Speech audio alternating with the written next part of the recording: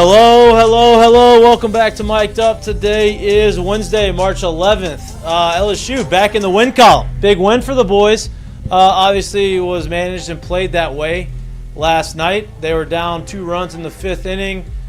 We've been talking about needing a big hit, someone to step up and come through with runners in scoring position. I don't know what the stats are, but I know they have not been great. I think 3 for 25 for the last however many games with runners in scoring position. The big hit comes from a freshman in Omar Serna Jr. with the big grand slam to take the lead. And obviously Jake Brown stays hot, tacks on a couple runs, insurance runs at the end of the game to get a win 8-4. It was played that way. It was managed that way. Obviously some guys you're going to see over the weekend. Sheeran, Garcia obviously had some big moments. They threw both 2 1/3. They both struck out 4 guys to get them to the finish line. Saw how important it was for Jay and the boys to get a win. He manages every game like it's a playoff game. He's mentioned that a million times to us. And so you saw that last night. Great for them to get back on the board, especially having to come back, had to face some adversity like they've been facing over the last couple weeks. This time it was flipped. They had some breaks go their way that in baseball can make a huge difference. It can kind of change the psyche of the team of saying, oh, okay, it didn't go the opposite direction this time. Like, okay, we're kind of have some life and we're back in this thing. So we're going to talk about the game. Obviously, we're going to talk with Coach Jay Johnson here in a couple minutes. Ask him about how he approached that and what the what the feel is around the guys. It's also Wednesday, so it's Ask Mikie and Mitch. Throw your questions in the chat if you haven't done so. We'll get to as many as we can. We're also going to talk a little – it's all baseball conversation today. We're going to talk a little bit about World Baseball Classic. Mark DeRosa made a big boo-boo. Not like good. To ask Jay. Not a great look. Probably shouldn't have said what he – if he doesn't say what he said, then it's not as big of a deal. Obviously, he said it. Not great. They do not control their own destiny, and hopefully they're able to sneak in. Hopefully Mexico does not win. Notable. No, they can't win. They just have to score. They have to score or not score? They got to score 5+. If they score 5+, they're fine. Okay, I thought it was opposite. If Italy wins at all, they move on. If Mexico scores 5+, you're good. Wait, I thought so. If Italy wins, then USA moves on, right? 4-1, a 4-1 Mexico win, US gets bounced. Yeah, right. And but if Italy wins, the United States is in regardless. If Italy wins, the United States is in regardless. Yeah, right. If Italy win, if it's a 7-5 Mexico win, United States is in. Right. Okay.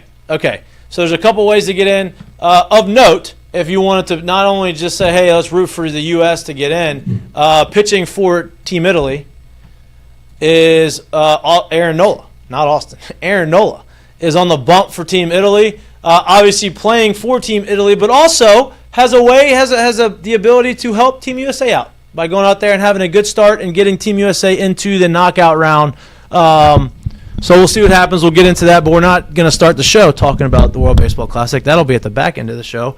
We're going to start the show talking about LSU Baseball. Joining us now, head coach for the LSU Baseball Fighting Tigers, 2-time national champion coach, our friend, Lloyd's best friend, Coach Jay Johnson. Coach, welcome back to the show. What's up, guys? How you doing? We're doing good. How are you doing? Good. Working. Love that. Big win, obviously, last night. Usually is the case. Yeah, I would expect nothing different. Big win last night, obviously, over the course of the last couple weeks. Baseball is a funny game, and when you're not playing the brand of baseball, I guess up to the caliber that you expect to play, and then you get some breaks go the opposite direction, it kind of all gets magnified. And it felt like last night it was starting to go that way. And we've talked on this show over the last couple weeks that baseball, you go through some of these ruts, and it takes someone to come through with a big knock. Obviously, Jake Brown's been super hot, but you get down 4-2 in the 5th, and the big hit with runners in scoring position comes from a very highly touted freshman and Omar Serna. Obviously, hits the grand slam. Talk to me a little bit about that? Obviously, you can feel it as a manager. You feel the guys around it. Everybody kind of knows what's going on. And then when a guy like that, especially a freshman, comes through with a big moment, a big hit in a big moment, did you feel kind of like an exhale from the guys, or you kind of felt like, okay, now we're kind of back? Yeah, I think there was a couple things that were key in that game last night. So in a couple of the losses that we have early in the game, we've had an inning just completely get away from us. And it was starting to go that way in the second inning last night. And Ethan Plog came in and did a great job, got a strikeout. Then they tried to safety squeeze, and then we got the runner's lane interference deal, which was great, second out. And then diving play by Stephen Milam right there was huge, because that would have been another run or two. And we kept it at 2-1. And in the past games, like, it's turned into 4-1 or 5-1 or Northeastern 10-0. And, so that was big, man. And he's such a great shortstop. Like, that was a huge play in the game last night. And then, before we got to the Grand Slam, we had a runner on second base, no outs, and Trent Caraway does his job, moves the ball, moves the guy over to third, and then Derek does his job, hits the ball back hard through the middle on the ground, but the pitcher catches it, so we don't score the run. And then Jake does a good job and hits it hard and low. They don't make the play. So just picking up that run was like a big win to just kind of like answer back. And then we got a 0 from Sheeran, and then we loaded the bases or set the table and got on a good count, and Omar got a good swing on that. So definitely it felt like a good breakthrough. And, as I reminded the team, after the game, like, it's a good win, but it's not like we're going to say, well, we're back or we've arrived. I mean, Friday night we played as good as this team could possibly play, and then didn't play as good as we needed to on Saturday and Sunday. So we're not going to fall into that trap. It's just day-to-day work, focus, and put ourselves in the best spot we can. Coach, Jared and I were talking a lot about this on Monday, and baseball is it can be a kind of a weird and crazy game, and there's not a lot of rhyme or reason to why some things happen sometimes. But when you go through a stretch, right, like where you get some guys runners in scoring position, for one reason or another, you're not really coming through as consistently as you would like to drive these guys in. You start to feel that as a team, and I was kind of explaining, as a player, sometimes you kind of have to go backwards and say, all right, how do I simplify this in a sense of like, all right, the most important thing right now is, putting a quality at bat, getting a guy from second to third, right? Instead of getting a hit, okay, that considered in my head a quality at bat. Convincing yourself like, hey, if I simplify it and I do those things, then all of a sudden you're going to start building up some better at bats and end up driving guys in. Is that a message, or is that something that you try to relay to some of these guys? Is like, hey, just because you don't get a hit doesn't mean you weren't successful in this at bat. Yeah, I think we actually didn't come through last night either with a runner in scoring position a couple times, and probably the best part of the game was we didn't exactly play great, but played our way through some of the mistakes and still found a way to come back and win. Yeah. And I think that, yes, they all want to do it. They all really, really want to do it. And when you don't, I do think they can add, what pressure is the easiest word to themselves and get them out of plan. And it's our job as coaches to try to help simplify and slow them down. And Omar did a great job in that at bat, of doing that and executing. I think for me, the biggest thing is getting them to work through maybe some of the uncomfortable nature of baseball when it's not going great. And then, getting past some of that, getting past frustration, and then using it to our advantage now, hopefully on the other side of it, to build resilience and build toughness and build that with good fundamental play. And then we can be pretty good. Yep. With the first 8 games of the season, we're really good, particularly games 3 to games 8. Right. And, we had a little bit of a meeting yesterday prior to practicing, prior to playing, about, kind of why we can be successful, why this team can be successful, and then attaching that necessary mindset to it, and then see where we can go. And there's plenty of challenges coming up with league, so it's going to get tested a lot. But I was happy for the team that we got a win last night. Jared. Coach, being around pro ball for like a while, you forget the pro ball season is basically 3 times the college season, right? The regular season.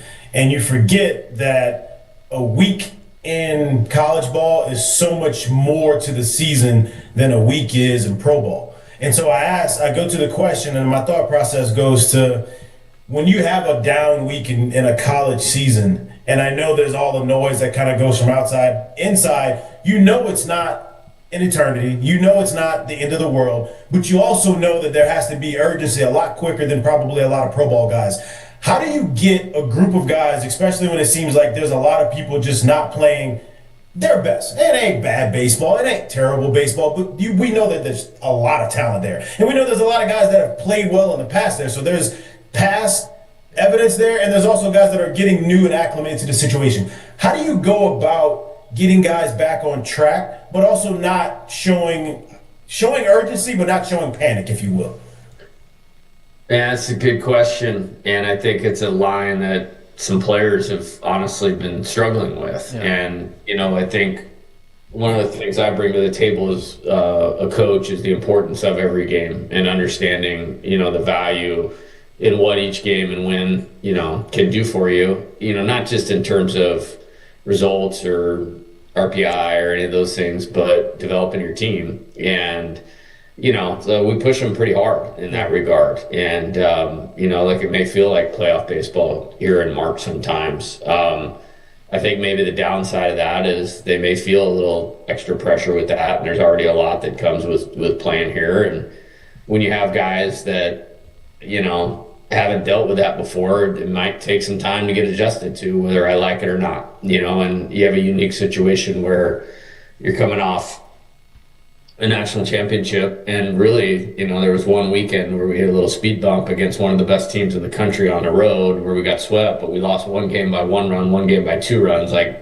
don't even know if that qualifies as adversity. So I think everybody's collective response improving to that is what I'm focused on. And they did a good job of that last night. And so you can check that. And then, then you just coach baseball and coach baseball players of how to be better. And, we had a good day yesterday before the game. Wouldn't qualify it probably as their favorite day of spring break of all time. And then we had a good day today and getting ready for what's ahead of us this weekend. So just put the work in, and then part of this is growing up. There's a reason players are here, and granted, it's a high expectation of winning, but they're here for their development as well, and this is part of it. We've just done a good job of doing it without losing a bunch of games in a row. Quick question, and I really don't know the answer. This is something for me. I think is very interesting to me. For you, I think this year. Obviously, each year is, it brings its own thing, but winning 2 national championships in the last 4 years is any program would love to be able to say they've done that in their recent history. Is this year for you in terms of focusing guys and getting players where they need to be day in and day out? Is it a little bit different because of the recent success, or has it kind of still been the same?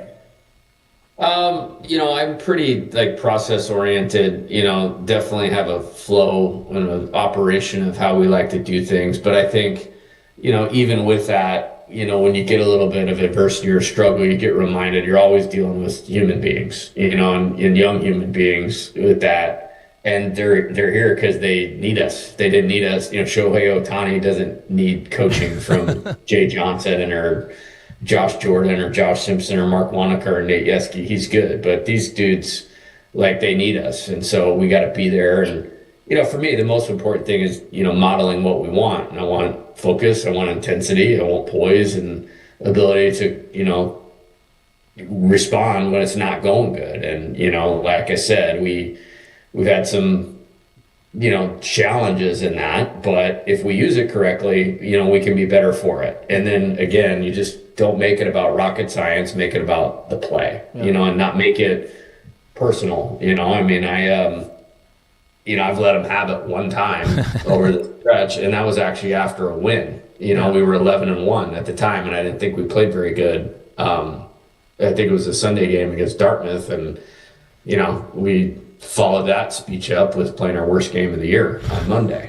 So that's clearly not the answer, even though everybody wants it probably to be the answer. So you just go back to what can we focus on, and then we had a really good day before the Sac State series, and Friday night, like, that's the best game that we've played all year. Like, right. There's no comparison. And then it's fickle. That's a really good coach over there in Reggie Christensen. And I mean, before the game Saturday, it's like, hey man, like, how you got this thing like this is a juggernaut. And I'm like, well, in my head, I'm going like, yeah, let's see what happens today. And we put ourselves in a position to lose that game, and we almost won it anyways. And then, Sunday, if you guys want to say that's baseball, I hate that saying. I know. Because I hate it. Like, I want to control everything that we can control. But we lined out a lot. Like, we hit 15 balls over 100 miles an hour on Sunday, and they hit 2. If we lost 6 to 1. Right. So I guess if you want to throw if that's baseball, I guess that's the day to do it. And then, all you can do is control your response going forward. And it's not the end of the adversity, but my hope is like this last week gives us a framework of how not to respond to it. And then maybe last night's game is a better way to respond to it. Coach, you had a bunch of guys that were part of that national championship team back. Obviously, a lot of them are doing what you expected them to do. One guy that came back, and it feels like he is kind of it doesn't feel, I know he is not only a team favorite but a crowd favorite. He's endeared himself to the LSU faithful, which is very awesome when it happens. Chris Stanfield got back on the field yesterday. Talk about what his presence means coming back, and obviously him kind of easing his way back into the lineup.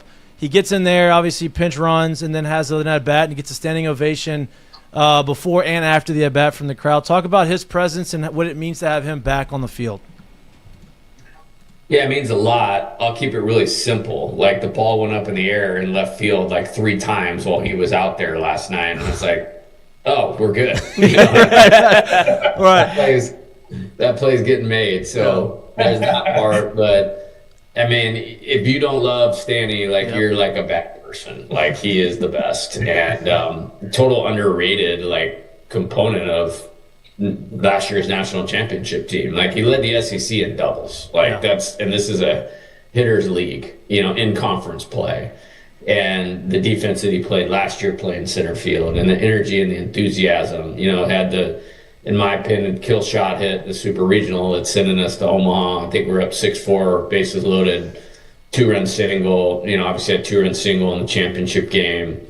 Just a winner, and he's an important part of this thing. We're trying to get him back in whatever capacity we can and increase that as we go. And I think not having him has made me even almost appreciate him more, and not only him more, but how much this particular team needs him to be the type of team we want to be. And Coach, you always talk about, and I brought this up a couple of times, but recruiting the person as much as the player. And Jake Brown had a little insight to that whenever he talked about Zion leaving a note for every player on the team, saying kind of a statement of, this is what you're good at, this is what people believe in you for, this is what people like about you. And he hand wrote everything for all of the guys, and Jake brought it up. It's this is kind of what we're trying to build here, and at the end of it he wrote believe it. Is that something that maybe you carried into the game yesterday, where it's guys that scuffling a little bit, and then you see a freshman step up and do something like that and see the meaning of what you're trying to build over there? Yeah, great point. And it was actually perfect segue to the team meeting we had yesterday, and I didn't know he was going to do that. And this is a high-level dude. This is it's a really good pitcher, going to be a big part of our future. He's also 35 on the ACT type guy, and just edge me out. So he did that, and what was great is we had a 3-part meeting yesterday before we practiced, before we played, and the first part was just kind of a reminder of why we in 2026 can be successful. Basically, as simple if you want to, why can we win? And sometimes guys need to be reminded of that. So as those guys started talking, it was like, because of this, because of this, because of this. And all of a sudden, like, I felt the morale in the room go up. And then somebody brought up, like, we can win because we got guys have the high give a you-know-what factor. Yeah. And then they pointed out that he did that. And I was, like, kind of taken back for a second. Like, that's legit. Like, that's how these things go. Because you guys have been on teams. Like, we're going to have meetings, and the guys respect and listen to what we say as coaches, and they want to be coached and all that. But when a player or one of your peers, like, steps up in that manner, it actually matters more. Yeah. For that to be a freshman, like, that he's a good pitcher, too. Like, I put him in a game Friday night because I'm trying to develop him. He's going to be a big part of what we're doing. And, that's not a guy that is tied to these last couple national championships. And, I brought him in today. I think he thought he was in trouble or something. And I was just like, dude, like, it's really high level, man. Like, that's why you're going to be a part of the solution of this team getting better and where we're heading going forward. So great job by him. And I think it's awesome. Jake Brown, great leadership. Yep. Acknowledging that. Yep. Because we talked a lot about that, right? You kind of mentioned that on how, you can do all you can do as a coach, and the players have a, I'll say it, give a shit factor, right? They want to win. And, you can do as much as you can do, but at some point, like, it has to be the players that take onus of that and come together and kind of figure out how to build that team morale. And, we're talking about guys who have, shown that by the way they play, and Jake Brown and Curiel and Milam and those guys. But then to hear that, because as a freshman, dude, I'll say dude to you, but as a freshman, that is a hard, ballsy thing to do. Say, I'm gonna take ownership of this, and I'm gonna go and do this because if it's not a team that's built right, the upperclassmen are gonna look down and say, what does this guy think that he's earned the right to do this?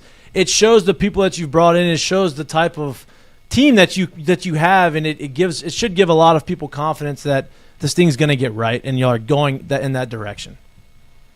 Well, yeah, and I mean, this is obviously, especially at this place, of course, it's about, winning. We're trying to take over the world, every time we take and, be the preeminent program in the country, but I'm showing up to work whether we win or lose. And my job is to improve the team and the players, and their job is to show up with their best energy and be present to do that. And that was the challenge of yesterday. It's like, hey, we're battling, it can happen in the game of baseball, some mindset things. So you just need to check yourself before you walk in here that this is different today. And we're going to work on how to do it differently. But the starting point has to be, the context in which they receive the message has to be strong. And, players stepping up and doing that really helps, really helps a lot. And they want to do good. There's no question about that. And been tested and challenged, and hopefully that propels us to better baseball, with more challenges coming up.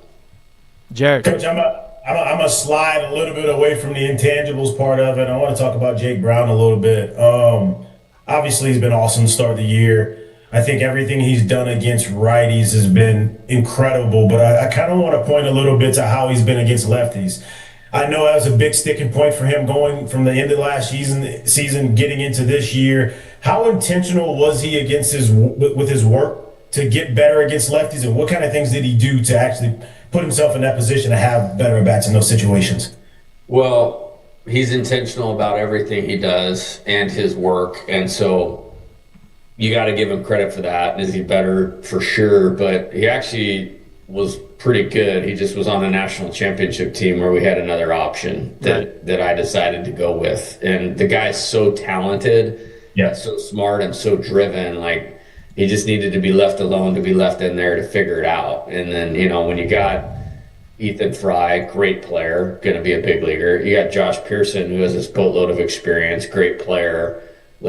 And Derek's taken over the world as a freshman. Like, we just had options. I think that's not Jake's fault. And he had some big at-bats last year. He had a left-on-left homer against Missouri. Yeah. I think maybe it's kind of unfairly judged on that just because we had other options, not necessarily because of anything he did or didn't do, but as such, he wants to be the best player he can be. He's very smart and intentional in his work, and has put himself in a great place. And like, that was one of the things that came up, like, okay, why can we win? And like, it didn't take long. It's like, because we got Jake Brown on the team. And it's like, I told the team, like, hey man, you guys like that. If you don't have confidence, if you're Jake Brown, man, if that was me, I would sprawl a hole and die. You know what I mean? If he doesn't have confidence, nobody should, because he's a real player. No doubt. Coach, I want to shift it to the pitching staff. All right, obviously, Casey Evans, I think, is one of the best pitchers in the country, has as much talent as you can have as a Friday night guy. He came on our show right before the season started and talked about how he was kind of he had missed the start leading up into the season, and so he was kind of like a week behind, and he was kind of getting into it. First outing was not what he wanted. Second outing was better.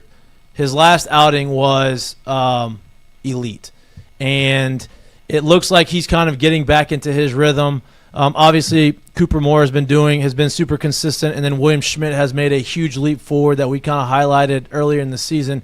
Can you talk a little bit about you talked about how intentional Jake Brown is.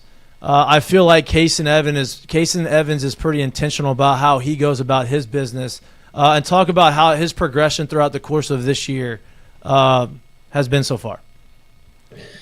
Yeah, he can be as good as anybody, and he's always going to be as good as he can be, because we talk about mindset. There's very few players that I trust their mindset as much as his, and I think it's okay to improve while you're doing this thing. I think when you kind of ascend to where we have, I think just the expectation is it's just going to be a body that's just going to fill in and do the production, and then you get these unreasonable expectations, and it's like, I don't think it was with you guys. Like, the media was like asking me about it, and I was like, just do realize the second and third start of the year are identical to like Kate Anderson last year. Right. You guys are the ones trying to put this unfair comparison up there. Like, why don't you do your homework and like look at like these are like the exact same starts? It's kind of eerie actually if you do it. Yep. And his best start was start 4, and I look for different things. I look for, how he handles the week, leading into it. And we've made some adjustments here these last couple weeks, including going into this week, that I think are super positive for him. So I think the best is yet to come. He's going to give us a chance to win every time he's out there. And I feel, and you mentioned the other two as well, like I feel great about those guys. I'm not good. I feel great about them. And if we just keep improving the other elements of the team, like those 3 guys are going to end up with great seasons. Coach, I want to add to the Casey Evans point, because I think it's fair to say this. The way he came onto the scene from literally the first time he grabbed the ball in Alex box last year, it was so dominant that you almost put yourself to a disadvantage visually this year, knowing that, hey, I'm doing something a little bit different, and I'm going to find my way into it. So that may take a little tinkering and a little time for me to get right back to where I wanted to be. So it was almost like people expected him to be able to come out guns blazing, just like he did last year. We talked about it here. We're not that surprised that he was going to have to work through some things himself in terms of how he wanted to go about doing what he was going to be asked and the role that he was going to play this year. Yeah, no doubt about it. And I think I want our players to play to the blueprint that makes them successful. And his is hot motor, highly competitive, and kind of came up with a good like plan for outings that helps him stay there. It's like we're not some journeyman big league starter, trying to just go 6 innings and pace yourself and all that crap. Like that doesn't work for him. You know what I mean? Like he needs to be himself, and then I'll credit Coach Yeski, and I'll credit, Jamie for, working through some things, whether it's mechanically or how we're using him or pitch mix and those types of things. And you got an athlete, an aptitude, it's got the ability, like they're going to improve. Like, everybody's talking about Jake Brown, and sure, I think he would tell you we've done some good things with him, but the reason he's gotten better is because he's got upside and ability and talent, and he's got the right mindset, as does Kaysen. So when you put those things together, guys are going to get better, and we're trying to just help steer that. in the right direction. And I mean, he's the best. Like, I've talked about him all the time. Like, just the makeup, the mindset. It's like it was one of the most important players we've ever gotten here. And like I said, the best is yet to come. And I feel the same way about William and the things he's doing. Coach, as always, we appreciate you. Obviously, SEC play starts this weekend, so we're going to – I'm actually going to be in Nashville. I'll be at the game on Friday. What? Yep. Nice. Yep, I'll be at the game on Friday. So, obviously, we always appreciate your time. Before you go, though, I do want to kind of bring this up. I'm going to let you just, have a little recruiting pitch here. WBC is going on. Obviously, World Baseball Classic, if you're a baseball fan, is awesome to watch. 3 former LSU players are playing prominent roles. One, not pitching for the U.S., but can potentially help the U.S. tonight, and Aaron Nola. One guy you obviously coached, and Paul Skeens, and then Alex Bregman on Team USA.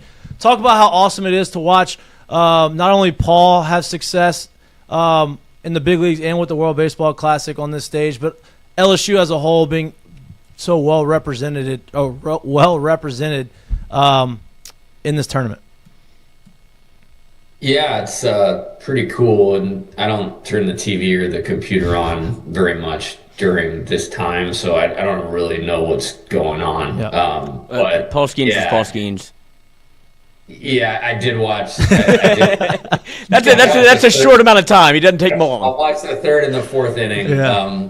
Had my radio show deal the other night, so after that, I watched the 3rd and the 4th inning, and it's pretty cool, and that means a lot to him, obviously, because his connection with the Air Force and how he feels about being from the U.S. and I think that's awesome. And then you see Bregman and him on the same team, and Bregman picked him up and made a nice play or catching a tag.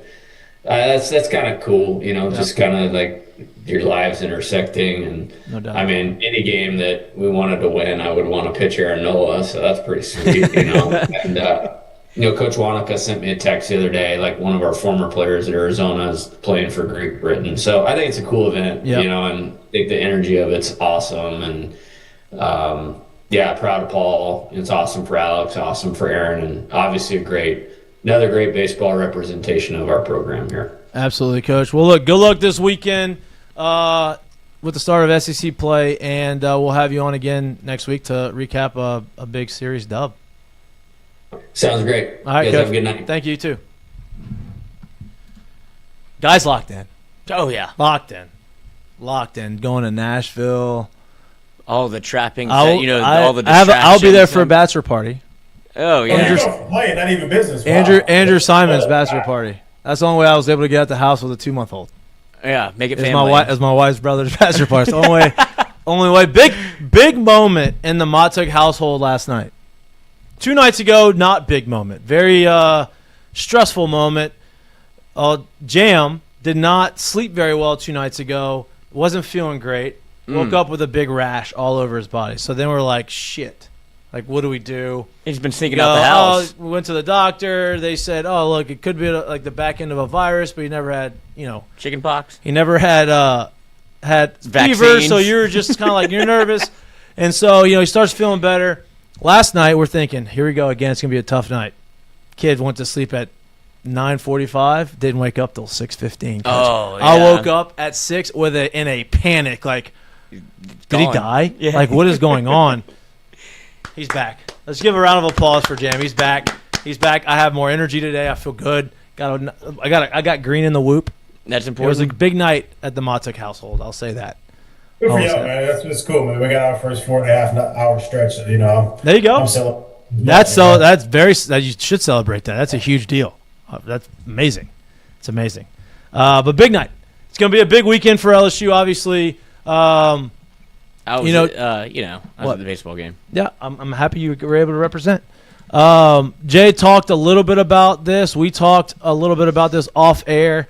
Look, last night's win is good. It doesn't solve all of what happened over the last couple weeks. It doesn't mean that they're back. It doesn't mean that they figured something out. Because in reality, and he said this, they did not play great baseball. Now they won, and they're able to find a way to win, which is something that they haven't been able to do over the last week, right? And he mentioned it. Sometimes, over the last 5 games, there's been an inning that's just kind of fallen apart and kind of taking them out of it. And it felt like that was happening. And he mentioned the play with the runner interference, which I believe there was a couple games ago that happened, and it went the other way where they didn't win the challenge, and it ended up being air. Obviously, a run scored. And baseball is such a fickle sport where one thing can go your way and can kind of change the momentum, right? And that inning had a chance to be a big inning for Creighton. It doesn't go that way. They get the call to go in LSU's favor. They get out of the inning with a big defensive play. We talked about that as well on Monday. Somebody's got to step up, and whether that's offensively or they got to say, okay, enough's enough, and make a play. And Milan made the big diving catch to end the inning and not give up one or two more runs, and kept them in a situation where they didn't feel like it was falling apart. And when that has been happening over the last week and a half, 2 weeks, to be able to see the other side of it is a huge thing for morale on the team. And so if I had to look at last night and say, what am I excited about? I'm excited, one, that they got the dub. I'm excited that they had a guy step up offensively that maybe you weren't expecting to step up with a big hit. Now I'm excited that you have some other freshmen who are kind of taking some leadership and doing things to kind of bring everybody together. And I'm also excited to see, okay, they've seen what happens whenever you just keep pushing forward and you don't let everything fall. Like, if one thing goes wrong, everything doesn't fall apart. You can kind of rebound from that. So those are the positives for me. Again, does not solve everything that we've seen, but it is definitely a step in the right direction. No matter how big that step is, it's moving forward as opposed to taking some steps back like they have over the last 4 or 5 games.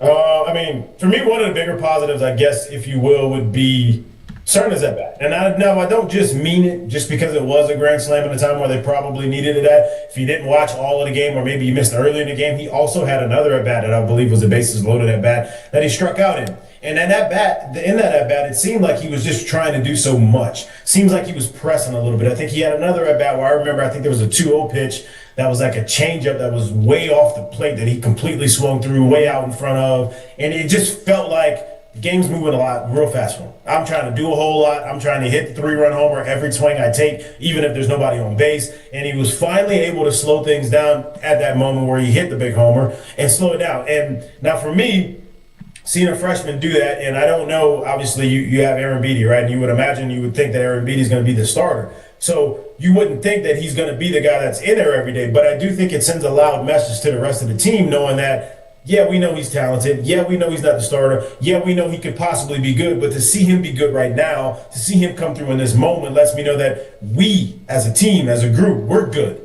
And we just need to get back on track. I think it relaxes a lot of people. So I think that was probably one of the bigger things for me. Seeing Santiago Garcia last night at the end of it become another emerging bullpen arm that seemed to be very reliant in what he did last night and was electric from the left side. I love seeing that as well. Obviously, Sharon is doing his thing.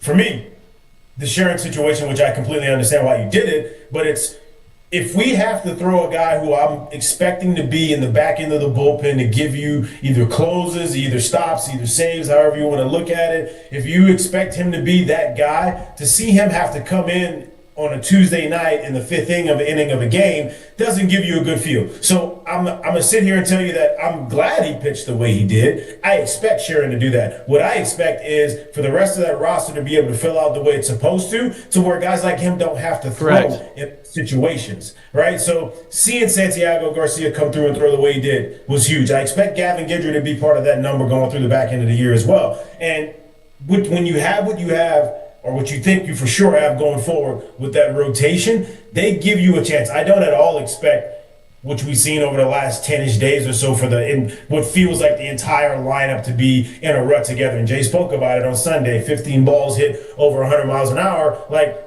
that don't happen every day where you do that and it comes to a tune of a loss and runs not really being scored. That's not going to continue going forward. So when the lineup gets back rolling, you feel good about the rotation. You see some guys coming on in the back end of the bullpen. You can feel good about what you got going. And honestly, if you're looking at the start of the conference play, right now, the way it looks kind of rolls out pretty good for them. Look, It's a tough conference, but when you got Tennessee and I want to say Oklahoma and I forget who else it is at the beginning of it. Vanderbilt. rolls out. Yeah, the schedule rolls out to where those first four SEC weekends, Kentucky and Tennessee, Kentucky, Oklahoma, and Vanderbilt. The way it rolls out and the way it is right now, those are three matchups this year that are a good start for a team that's in a spot that they are right now. Yep. So I like where they're at. I like how the schedule's rolling out for them. And now they just got to play and get back on track and do things that they know that they can do. Correct. I agree. Obviously, Jay coached last night as like, hey, we have to win this game. And so he threw his horses. Obviously, Sheeran has shown from the start this year that he is going to be one of those guys. We hadn't seen a ton of Santiago Garcia. We've seen some things, and I think he had one. His first start was not very good, and he's been working back from this. This is obviously his best start since he's been at LSU.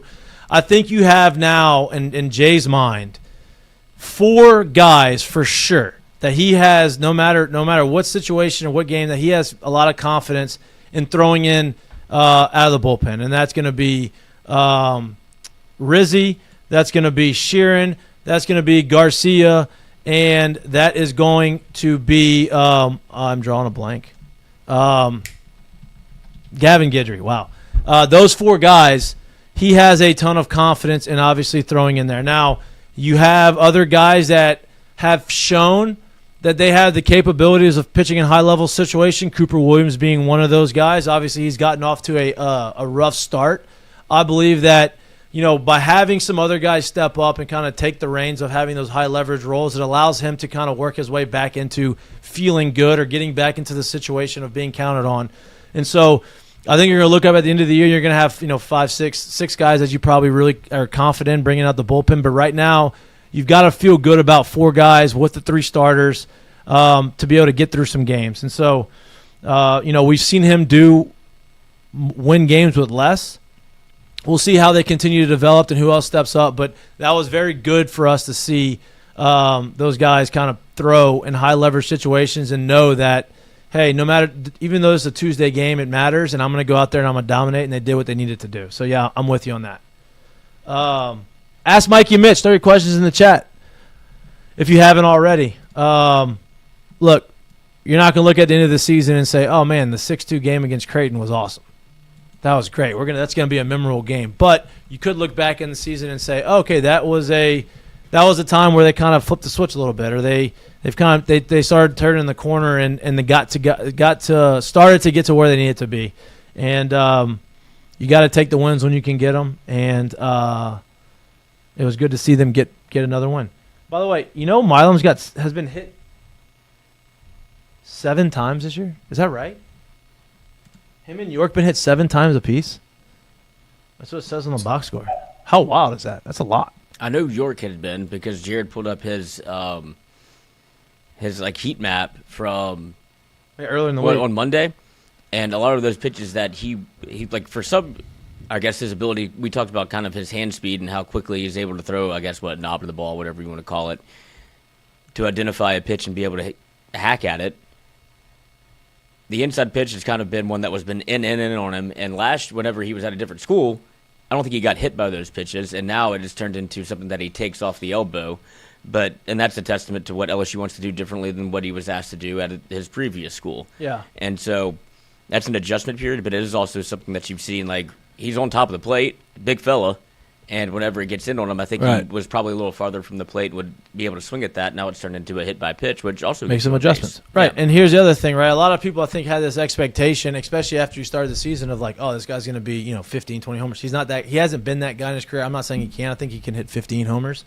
But I think people kind of look at that and then look at what he's been doing and say, oh, well, he's struggling. Well, he's on a 4-game hitting streak. He had 2 hits last night. To me, the biggest sign of him kind of being right or getting right is the line drive up the middle, right? Like, to me, a lot of people would much rather hit the home or double, of course. Like, yeah, I want to see that. But whenever you're not maybe feeling 100%, to me, the swing that would get me back right is being able to drive a ball right back up the middle, low line drive off the barrel, and it's like, okay, that is the feeling that I've been looking for. And he did that last night.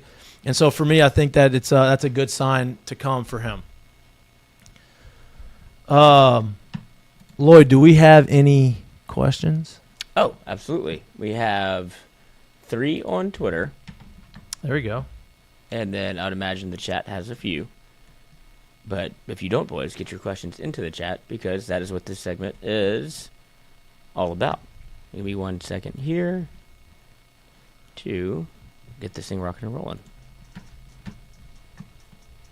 From Ask Mikey and Mitch, Roosevelt Historia at History Pony. Okay. Bases loaded, and you need a clutch hit to win the game. You can have any LSU Tiger from history to step up to the plate. Who are you picking? Can't pick yourselves. Bases loaded. Give me Dylan Cruz. Give me Dylan Cruz. It's the best college bat I've seen, like at most advanced like college bat that I've seen in a long time. And his being someone who hit safely in every single game that he played in his last year at LSU, give me junior year Dylan Cruz. I think he would get the job done. Reached base safely. Didn't beat Joe DiMaggio's hit streak. That would have been impressive. Didn't hit 500 either. But for me, look, DC, obviously, awesome. I think that would be, I'm not going to take the same one you have. I'm going to go a little further back. I'm going to throw Todd Walker in there. Listen, Todd played in the early 90s. So I think, a lot of... Did Todd reach base safely in every game he played? Nope. Did anybody? I did. Oh, really? Oh, your junior I year? did. My junior... Dylan Cruz broke I had 70 straight games. He played in more. He played more. He broke mine. Yeah. But for, for our audience that doesn't remember Todd, I know the older generation does, his career average at LSU was 390 something. It's pretty good. He played in the big leagues for 12 years. Cub. Right, Todd. If I had to pick somebody, bases loaded, had to have it, I'd throw him out there if I can't pick myself. I mean, this answer is easy to me. Is it? You can't pick yourself, though, Lloyd. Oh, I bet it wasn't on the team. Okay. Give me Buzzy Heidel. Are you kidding me? My The last goodness. time I saw him take a swing, my goodness. one of the biggest swings in the old Alec box, hit the thing to church. Did he text you or something? Did you? No, that's just the first Did you thing. play golf with him or something? No, we got beef on the golf course. He thinks I'm a sandbagger, so we haven't played since. Took his money at You're really going to pick Buzzy, huh? Greystone. The Buzz. The Buzz guy. Come on. Yeah, Buzz great. Say Buzz Kid. There you go. His ego does not need that. I can tell you No. that. Right? Give me Chris No. McGee. Nick will come through now. That's what I'm saying. That's it. And put one down for me. That's it. Mick was a pinch hit savant. Uh-huh. My man was nasty. Pinch bunt savant, too. Got you. Got me. All right, next. You don't have to get ready if you stay ready. McGee's always Facts. ready. Facts. What baseball bad me sad? We're not asking that. Is there a change to the lineup, order, or who's in it that you'd like to see to spark the offense? From Cameron_Amadi. Yeah, I got one. There's only one for me that I'd like to see in it that needs to happen. And it kind of started happening last night. They need Stanfield back. Let's be straight up and up. They need Stanfield back.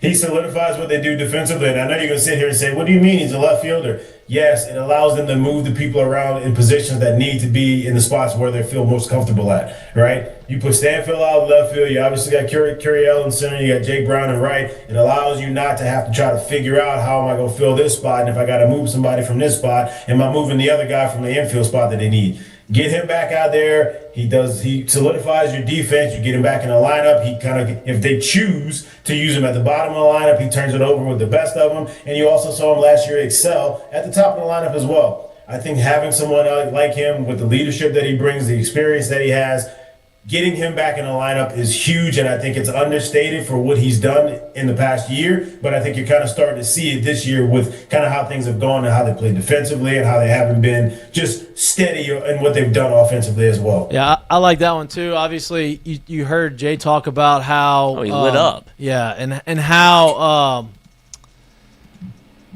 much stress it takes away from him having him out in left. He mentioned that. I mean, he said when the ball goes up and left, like I had, it was caught, right? And so you have your three center fielders out in the outfield that you expected to have at the beginning of the season. I thought, based off of reading the body language of Jay, I still think he's a little ways away from being an everyday. He says he's going to ease him in there. But having his presence and having him back in the fold obviously is important. And I think that, shoring up the defense is almost just as important as getting the offense rolling. right? Look, he led the league in doubles last year. He's obviously going to be an asset on the offensive side, but he's also going to prevent runs from being scored, which is also important, which brings me to my guy who I think we're going to start seeing more. We're starting to see him more. I'm really curious about the second base position on how they kind of handle that. I think you're going to see more of Ruckert at second. And I'm not saying that's going to make the offense like astronomically better, but I think it's going to make the team astronomically better because of the way that he's able to play up the middle and defensively, and I think that's going to shore up the defense, right? You always want to have the defense being solid up the middle, and I think that helps you do that. Next one up. 2-0 right now. Who's that? Italy up 2-0. Just hit the homer. Love that. So I saw a tweet from Bob Nightingale. For those of you that don't like to do a bunch of math and a lot of situations or whatever, he said the simplest way to calculate USA's chances to survive and qualify for the quarterfinal round, if Italy scores 4 runs tonight against Mexico, whether they win or lose, USA is in. Okay. So great start. Name 2 more. Oh. Then Mark DeRosa's off the chopping block. We're gonna get into that. We will. Okay.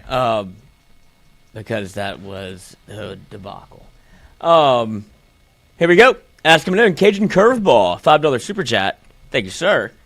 That thing look like? What did Cajun Curveball look like? Oh, yeah. God, do you think they dust it? Catching, still a massive problem.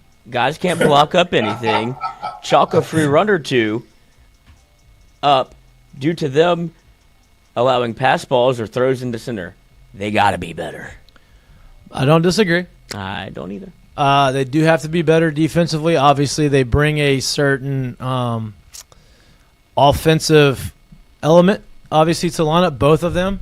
But, yes, we talked about that before the season started. Like, the catching position is very, very important for the pitching staff, right? Because you have to have confidence in your guy behind the dish to be able to block pitches up, especially the guy on third base. Have the confidence for your catcher to be able to handle some pitches maybe that you yanked out of the zone or whatever it may be. And so, yeah, I do think they need to be better. I think they're going to get better. Obviously, Jay talked about, I think in his presser, that Serna has gotten better over the course of the season defensively. But, yes, I agree. I can't disagree. They do have to be better defensively. I think they will be better defensively. And so, yeah, that is very important. So, for me, stay with me here when I say this, too. This is like a weird thing. I think a lot of good catcher play behind the plate defensively, if you will. Let's call it that. Good defensive catcher play. I think a lot of the mindset and a lot of how it should be treated is how good quarterback play in football should be treated. Where you're almost thinking of yourself as an afterthought. Like, you're not the star. Catchers won't ever really get the love for it. Obviously, quarterbacks do. But you are there to make other people look better. Meaning, as a quarterback, you're there to distribute the ball. You're the point guard. I'm here to get you to rock. However I can do that. The quicker I can do it, the better and the more efficient I can do it, whether it's soft, hard, low, high, whatever it is. The better I can do that, the better our team is. Now, like I said, in football, the quarterback's going to get the love. But as a catcher, as a defensive guy, I think the guys that we have right now, and call it what you want, I think they've gone a large portion of their life where they've been offensive forces, right? And they see a lot of themselves as that. And I think the more they can get on the thought process of understanding that as good as I may be in the box or can be or feel like I want to be, I need to make sure that what I'm doing behind the plate is my first thought. I need to make sure that is what I'm bringing to the table best. And I think the more they can get to that, the better it'll be for the staff and for this team. Agreed. Next. I'm getting there. I'm doing a couple things. Okay. Exoda from YouTube asked Mikey Mitch, who are the position players you see Jake continuing to give ABs to and which ones do you see their current roles diminish moving forward? Too early to tell. I think you're gonna obviously Caraway's at third base, and you're gonna see Simpson still get some at bats. You're gonna see Ruckert get some at bats. I think you're still gonna see Braun get some at bats. Those three for sure. Obviously, they're both catchers. After that, I think it's up in the air. A lot of Eddie Yaman love coming in. Eddie Yaman may see some more at bats. He's obviously every time he's gotten in so far this season, he has had productive at bats. That's a good one. I don't believe you're going to see him kind of shelf Braun. I think you're going to continue to see him try to get him in there and allow him to kind of work through some things. But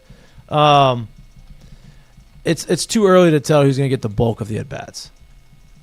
Yeah, I think so. You guys just name people you think are going to get more. I can name one right now that I think is on that line of like, hey, it's about time for you to really kind of get going, because I do think with the emergence of some younger guys and some other guys that you mentioned, the at-bats for this person may be going down. But somebody like Tanner Reeves is going to have to start really contributing, I think, offensively real soon, because Rutgers coming, because Simpson ain't going away, because Caraway's doing his thing, Milam ain't coming off the field, and you know what else you got at first base. So it becomes at that point, where do we stick you? Where can we put you? Where can we play you? Especially if the outfield's shored up, that's going to allow you to continue to get at bats. So I think he's one that's going to need to, and I think if you're smart enough as a player, and I'm not speaking about the kid or any of who he is, I'm just saying, if you can sit there and assess the situation as a player, if you're on the team, I think that's something he needs to see as well. And I think if he can approach it that way and see it that way, I think he can find himself being more productive and getting more at-bats in that situation. Agreed. Last one up here from Ask him him from Landry NK. L. Andre NK. Ask him him, who at this point, besides Gidger, are the best options at the pit, and who has had the biggest upside by what you have seen? Sheeran's biggest upside, I think, so far. Obviously, we talked about that earlier in the show. I think the four guys that you can pretty much count on right now is going to be Rizzi, Sheeran, Guidry, and Garcia. Right now, you have a couple other guys that are going to be in the fold. I think he really likes Plog, but those four guys, I think you can kind of put your hat on right now. Yeah, I mean, obviously, Sheeran and Garcia to me are like 1A and 1. I want to say 1A, 1A, A and B, if you will. I think Rizzi's got a ton of upside and a ton of ability, and I think he's so close to actually getting over the hump to getting to that next level in his spot, and I would love to see him get there as well. Obviously, Gavin Guidry, I think, is the competitor that I think every staff needs to have. Someone like him who will take the ball in any situation, whether starting, middle relief, long relief, and or closing a ball game, and can do it all effectively. I think you send a guy out there, or you have a guy like that on your staff, it raises the level of everyone else around you. So I love what he brings to it, as long as he stays healthy as well. Those four are big pieces to what they're doing. And I think that if they can get some really quality innings out of those guys, it allows them to kind of other guys to kind of fill in and or come along slower than what those guys already are. This is just a personal aside from Landry Neck. Do you play Trapman golf at the back nine? We could play ghost rounds, even though I'm in this shithole called Alabama. Trackman golf? I have never played Trackman golf. It's the at the back nine. Potential sponsor, maybe, possibly you. Haven't played there. And you comp me, I'll play. There you go. How many strokes am I getting? No, none. Ah, You don't get any strokes from me. I haven't picked up a golf club in 3 months. that's probably good. I got to play stroke play the next weekend. Oh no, where? Oh, yeah. A U club. Oh no. Yeah. Well, the weather could help. Wet, soft. What do you mean? It's supposed to rain next weekend? I don't know. It rained a Don't ton. do that. Don't put that on me. I finally get to be out there for 2 days. Don't say, oh, it's going to be sloppy. You can go to the track, No, man. don't do that. I'm out there. It's going to be perfect weather. That's right. 70 and sunny. I'm shooting 7 under. Oh, yes, Fonz, we are doing Ask Him from Exoda. This is something that I don't know if many people have touched on, but it has become a cause for concern. Ask Him, what is the issue with Cowan this season? Came back, you kind of expected a bigger role. Yeah. I don't know. I mean, I wish I had that answer. I don't know. We haven't seen a ton of him. Every time he comes out, it just feels like Jay is obviously on this short leash of like, hey, you walk a guy, you're kind of coming out. And he just hasn't been sharp in the limited role. I don't know that answer. I wish I did. but it is mind-boggling. Don't know the answer when he's been out there. He hasn't been what we got accustomed to seeing last year, but he also hasn't been out there much. Right. So that makes you wonder, like, what exactly is going on. Don't know the answer to that. We don't have that answer. So he adds some context to it. Is it him missing location, or now that everyone knows to sit on the changeup, he isn't as effective? Well, because it did become like a 2-pitch mix, and if one's not nasty. Well, and the thing about it is, if you're not throwing enough strikes, then the changeup doesn't matter anymore. Right. Right, because you can just kind of like, hey, I'm gonna make you throw that up in the zone, and so, I think it's a combination of him not being as sharp as he was in the past, and allowing these hitters to say, all right, I'm not gonna swing at anything, maybe wherever. Like, this is the part of the zone that I'm gonna swing at. So if the changeup's there, they're gonna be able to stay on and hit it because it's gonna be a little bit up in the zone. So, that could be. I don't know what the answer is. I hadn't seen him enough this year to be able to say, okay. That's the issue. Yeah, because you saw some bumps in the road last year, but then he figured it out. Throws 5 in the College World Series, where it's like had to have it. Right. And it was like, okay, there's the Cowan, because you always need that one start from somebody that you can't just bookend it. Right. And somebody comes in and plays the role of, whoa. Correct. Gave you something. And Correct. so Cowan has done that, but you have it. I agree, it's been a little hit or miss. Jared? Did you already answer that? yes. Yeah. Okay, my bad. My bad. Couple more. Ask him and him. Okay. Can we get a past pitcher on the show to talk about what happens during a game for a pitcher? What happens during the game as far as? I don't know. Okay. This is just a very open-ended question, but we've had Renato on before. We've had pitchers on before. Mm-hmm. We can get, We can get pitchers on. buzz. Talk about how, I guess, the preparation? Is that how, like? Or just, I guess, working through everything. Like, I don't know how it goes now with the earpiece and all of that stuff. It seems like a convoluted Yeah, we can do that. No process. problem. Yeah. That's easy. Easy. Done. Yes. Exoda, we will be at the Oklahoma game on the 20th. We're doing an F-45 tailgate with Big Rob. You were obviously invited. Oh, nice. That little collaboration. Okay. Love that. Party box. Love that. Yeah. There we go. Ask him and him.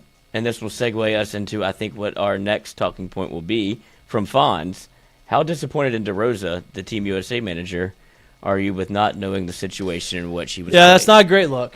Obviously, probably something that should not have been said. He didn't even get trapped. He did it to himself. Right. And so, he says it. Obviously, it opens up this whole can of worms. Not good. One, not good that he didn't know it.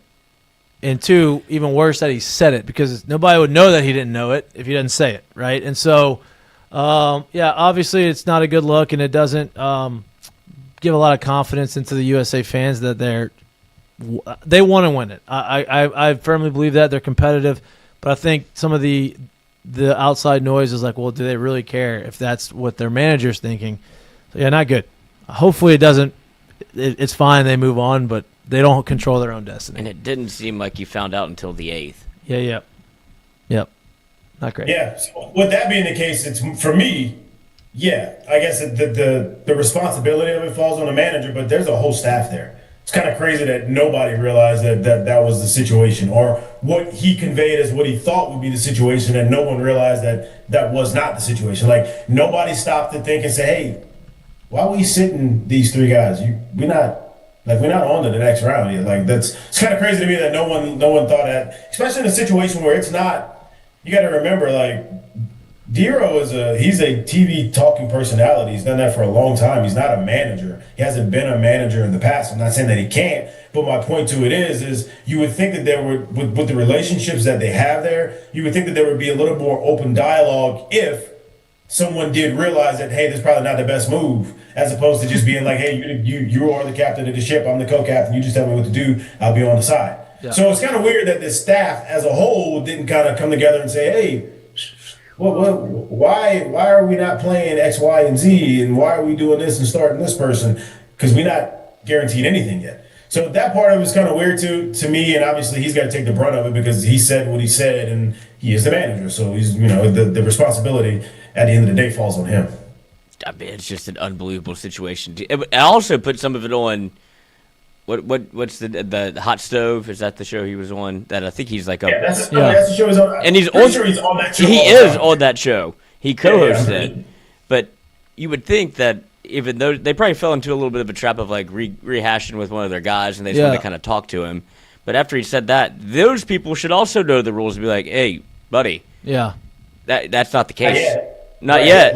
Like somebody in the room has got to know and be like, no, this is not what the deal is." And that's the other confounding part, and that's why I think people don't think that America truly cares about this. Whenever every other country that you're seeing playing for it has this intense fervor to want to win it more than anything at this point, because the Olympics aren't for another 2 years. And so you're waiting. You don't even know if the baseball is going to be back in the Olympics. Yeah.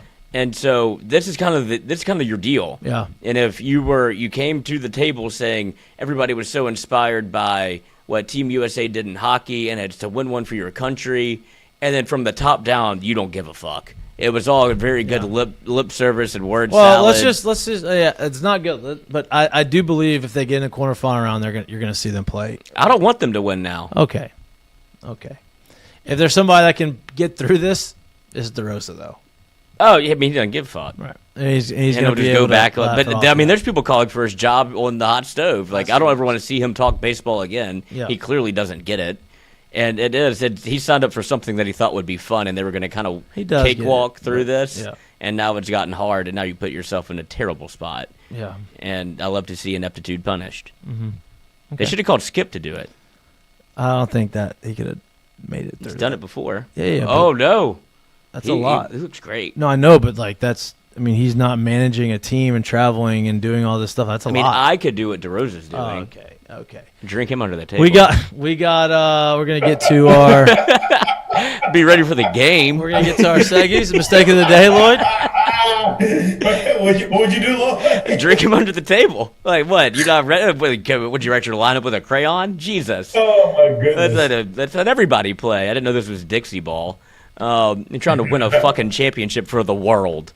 We got to establish dominance. We can only win one war at a time. We're kind of stretched thin here. You got Paul Skeens that was in the Air Force, and you don't even know what the lineup is going to be. Whatever. Mistake of the day. There we go. Brought to you by, you know what? Every now and again, a good old compound name that is usually that it turns into a sexual innuendo when you take advantage of old people that are doing a live stream and answering questions like Ask Mikey and Mitch, and you don't really know what you're reading, but you're just kind of going through it. This would happen to a Houston Texans beat reporter, and he got absolutely caught. There aren't a lot of big name tight ends anymore. Everyone would love to have Kenyon Sadiq, but I don't think that's going to happen. So we'll see. I think that Dixon, my ass, is definitely swarm. I think he would fit in. Blake Fisher, swing tackle, absolutely good. He just doesn't even. There aren't a lot of big name tight ends anymore. Everyone would love to have Kenyon Sadiq, but I don't think that's going to happen. So we'll see. Oh, here it comes again. I think that Dixon, my ass, is definitely swarm. Swarm. Wow. Tough. Listen, we used to have in high school. Crazy. In high school, we used to have a little gift shop, and you could buy like balloons and shit, and they'd always have they would announce it at the end of the day, and that was the joke. Let's go buy a $1 balloon and see how many times we can get the principal to say whatever name. And a lot for the first 2 months, it was Dixon my ass. Always going to say it. And then it was he would get to it, and there was a long pause. Hold on. And you know that, okay, you got him. And then it got to be, okay, how can I make it to where he doesn't realize it? And you get creative. It's fun. Yeah. It's fun when it works. But that's tough to get got. And it has to, and the fact also he got caught two ways. First of all, and then acting like he's a real player. Correct. That's also bad. Bad at your job too. Yep, that's not good. I thought you were gonna. I thought you were gonna put in the Ravens.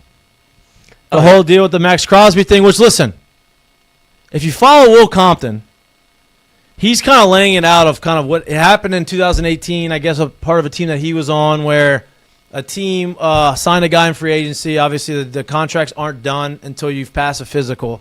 And you have to pass it through their doctor's physicals. Doesn't matter what any other doctor says, is their doctor has to pass you. And so he mentioned a story in 2018. I don't know the names of the guys involved, but they had signed this free agent at a high dollar price, and then some other free agent that they felt like they could get at a better value came available after they had signed him, and so they had failed this physical and signed the other guy. So he believes that signed him after they did legal tampering, like they couldn't actually sign him. Yeah, right. And so he believes that this is happening right now in Baltimore, where basically they signed Max Crosby. They had agreed to a deal. They failed his physical because Trey Hendrickson they saw his value kind of decrease, and they think they're going to sign Trey Hendrickson. Now, I bring this up because this happens a lot in baseball. There are certain teams, or it happens a lot. It's happened a lot. I don't think it happens as much as it used to, but there are certain teams that may sign a guy or draft a guy to an agreed-upon deal, and then they go and they look at their physical and they say, oh, no, his physical isn't what we thought, so we're going to sign you, but we're going to sign you for half of whatever it was going to be. And so this is a lot of a lot of teams will do this to try to get you at a discount or kind of get out of a deal that maybe they ended up not wanting. So not a great look. Sucks for Max Crosby, but maybe a good thing because the Raiders are spending some money. So maybe he goes back there and they end up balling. Who knows? I thought that was going to be your mistake of the day, but Oh yeah, I mean, but you can't pass up. No, that was yours was better. Yeah, more on par for you. Yeah, and so that's my corner of the internet. Also, a quick question from, and I did hear this a little bit that it could happen. Conspiracy theory. Is there a chance that these two teams are in cahoots to keep Team USA out of the World Baseball Classic? No. Why? Cahoots. Because they're going to say, we're just not going to play and we're going to we're not going to score runs. Yeah. No. I don't believe that. I would. Italy wouldn't be up 2-0 right now. Yeah, but we got to make it look like it's real. I don't believe any of that. I do not. I mean, you could finally get your look back on the Mexican-American War. James K. Polk. I don't believe that. I don't think they're in cahoots. Nice conspiracy theory, but I don't believe it. Don't be surprised. Okay. Why would the Italian team be doing it? Because they don't want to face America again? Is that why? Like, what's going to benefit Italy for not having them in there other than not having to play them again? Yeah. That's it, right? I don't believe it. I'm sure conversations have been had. Oh, no doubt. But I don't think that's a thing. All right, curtain call. You sound nervous about it. I'm not nervous about it. Different than you know what else happens a lot in pro ball, Lloyd, is you get to that last day of the year, and it doesn't matter if you're in the big leagues. If you're in the big leagues and are you in the minor leagues, there's always conversation. There's always people talking about, hey, last day of the year, either we're in the playoffs and we don't need this game, or we're going home after the year. It's like, hey, first pitch. Hey, don't be a fastball. Hey, make sure you do this, do that. You know how much of that shit actually gets done? Yeah, it all goes out by the wayside. Hey, man. People start eating it, that shit don't happen that way. Hey, man, listen. I don't want to make this in the minor leagues. I don't want to play in the playoffs. Like I'm ready to go home. If I got an opportunity and this ball comes to me, like I'm gonna boot it. Never have I ever seen anybody boot it on purpose when it happens. It just you can't. It's funny to talk about, but it doesn't happen. And if it does, like the guys are literally like, hey, first pitch fastball, we swing, game's over in an hour and 30 minutes, we go home, it's over, season's over. 3 hours and 10 minutes later, you're still out there. Like it never happens that way. It's not real. It's not a real thing. Nope. All right, curtain call. Lloyd? I guess I kind of wasted. I don't know. I guess I used mine for a better purpose. I don't want to say wasted, but it was going to be to Zion for. Jack put it in the group chat, and I thought that was not only a ballsy move, but a real assessing the situation of where LSU is, and somebody that is probably very much based in faith, considering his name, all very from the scripture, and to assess the situation being not only being coachable, which I think it was, is listening to what kind of is being preached, but also taking action for seeing a moment where you can kind of pick people up as opposed to go by what the status quo is. And I thought Jay gave a very candid and revealing answer as to how much that meant to him and how much it means to have players like that on the team, and to do it as a freshman is extremely, like I said, ballsy, because I was taught, like, be seen and not heard. And if you're somebody that isn't necessarily the biggest factor on the team to make a statement like that and to lift people up. And because you're also taking a chance of, like you said, if you don't have a good relationship with the people in the locker room, you do something like that, you could be pretty much ostracized from the team. Like, and there's ways to do it as a freshman to where you're not doing too much, and I think that was a good way, right? I think it's hard for that not to be received the right way. Correct. And good on him. That's a good curtain call. Jared, you got one? Yeah, I'm gonna give my curtain call to football, dude. In a night where there was a basketball player, an NBA player who scored more than Kobe did in the game, and the second most points ever scored in the NBA. There's a lot of talk about that because all the free throws.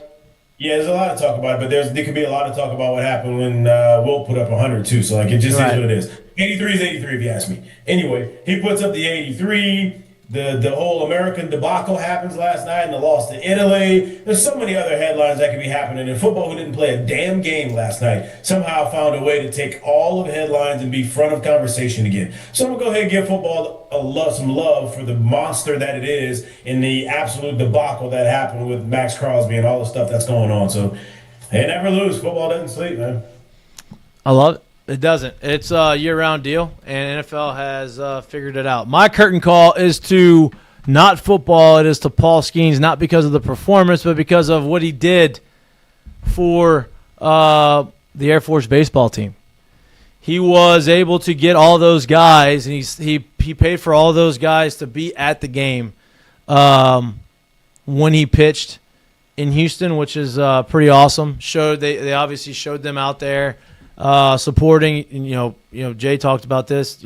Playing for Team USA means a lot for Paul because of him being in the Air Force and playing for Air Force and being a part of that. And so bringing those guys there is pretty cool. That's got to be a really cool experience for those guys. All right. Oh, also curtain call to golf. Just give it some time. Always early, never wrong.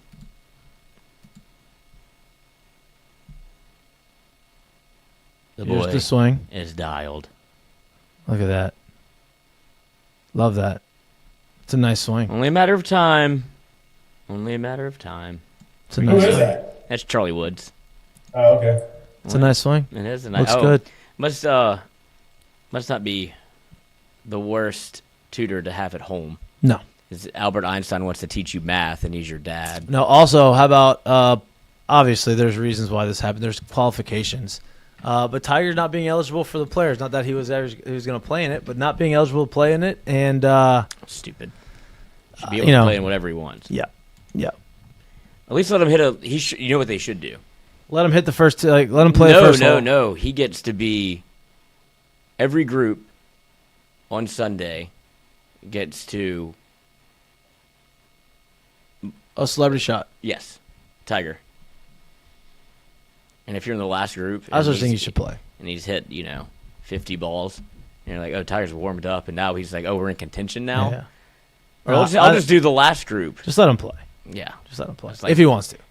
All right, that's all we got for you on this beautiful Wednesday night. I hope you enjoy your night. We appreciate you tuning in. We love and appreciate the support. Please like and subscribe to our YouTube channel. If you can't watch us, but you like listening to us, we're anywhere you get your pods. We love y'all. We appreciate y'all. We will see you on, which we're going to have to talk about this tomorrow. Because I'm going to be in Nashville on Friday. And I would like to have a preview of the weekend. So we'll talk off air, but you'll see us at some point tomorrow. Or maybe recording tomorrow and bamboozle you. Yeah, we'll see. Yeah, we're the same thing.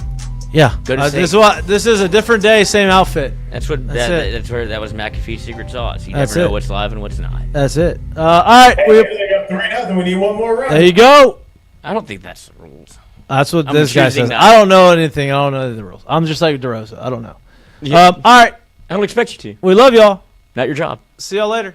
Peace. Hey.